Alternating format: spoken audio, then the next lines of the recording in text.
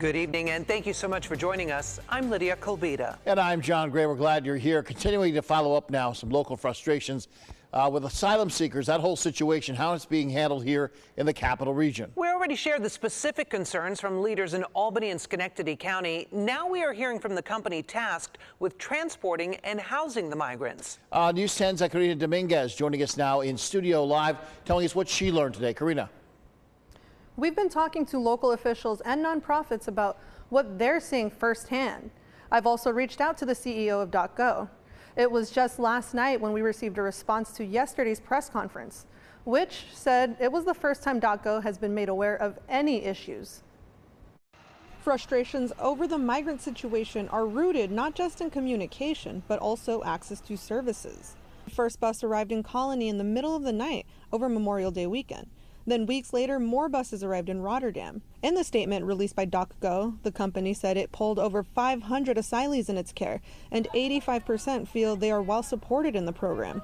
Colony Town Supervisor Peter Crummy disagrees. If it's such a great plan, why do you have to do it at midnight? That only underscores the problem.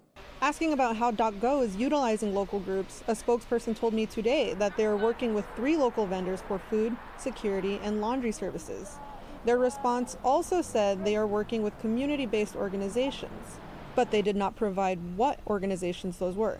Regional Director of Capital District Latinos, Mickey Jimenez, says they were initially asked to help provide clothing, but there was no follow-through. So when they're talking about coordination, no.